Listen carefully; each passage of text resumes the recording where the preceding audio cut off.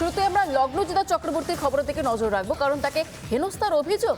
জাগমা গান গাওয়াতে পূর্ব মেদিনীপুরে ভগবানপুরের সঙ্গীত শিল্পীকে মারধরের চেষ্টা। শিল্পীকে সেকুলার গান গাইতেই চাপ দেওয়ার অভিযোগ ওঠে। লগ্নজিতার অভিযোগের ভিত্তিতে গ্রেফতার অভিযুক্ত মেহবুব মল্লিক। ভিডিওটা দেখলেই সবাই বুঝতে পারবেন যে উনি আমাকে মারতেই উঠেছিলেন, কিন্তু উনি আনফর্চুনেটলি উনি আমাকে মারতে পারেননি। তখন উনি চিৎকার করে বলেন, অনেক জাগমা হয়েছে, এবার একটু সেকুলার গা। লগ্নজিতা জাগমা গাইছিলেন বাংলাদেশে নয়, যে বাংলাদেশে এখন জিহাদিদের দাপাদাপি। এই ছবি খোদ বাংলার। পূর্ব মেদিনীপুরের ভগবানপুরে অনুষ্ঠানে গিয়ে এমনই ভয়ঙ্কর অভিজ্ঞতা সঙ্গীত শিল্পী লগ্নজিতা চক্রবর্তী। ফের একবার শুনুন কি বললেন শিল্পী। তখন উনি চিৎকার করে বলেন, অনেক জাগমা হয়েছে, এবার একটু সেকুলার গা। এবং সেটা বাইরে আমার মাইক্রোফোনের থ্রু দিয়ে সেটা প্রত্যেকেই শুনতে পেয়েছেন। অডিয়েন্সকে বলি যে যা হয়েছে সব আপনাদের চোখের সামনেই হয়েছে, এরপর তো আর আমার পক্ষে অনুষ্ঠান করা সম্ভব না, তাই আমি আজকে নেমে যাচ্ছি। এবং আমি স্টেজ থেকে নেমে যাই এবং তারপরে আমি ভগবানপুর পুলিশ স্টেশনে যাই এবং গিয়ে আমি একটা জেনারেল ডায়েরি।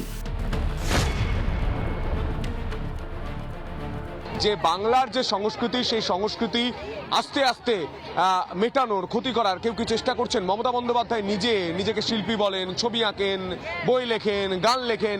তিনি কোনো এখন পর্যন্ত কোনো কিছু প্রতিক্রিয়া দেননি। মা দুর্গাকে নিয়ে গান গাওয়ায় আপত্তি। আচ্ছা, বাংলা কি বাংলাদেশ হয়ে গেছে নাকি? একজন শিল্পীর কোনো স্বাধীনতা থাকবে না এই বাংলায়? 7টার সময়, সন্ধ্যে 7টা, মানে এর থেকে সেফ সময় তো আর হয় না। কিন্তু এরকম তো প্রচুর মেয়ে ছেলে দুজনকে মিলিয়েই বলছি, প্রচুর মানুষ থাকেন যাদেরকে 10টার পর স্টেজে উঠতে হয়। এটা যদি 8:45 হয় তাহলে তো 10টা, 10:30, 11টার পর কি হচ্ছে, এটা তো খুব ভয়াবহ ব্যাপার।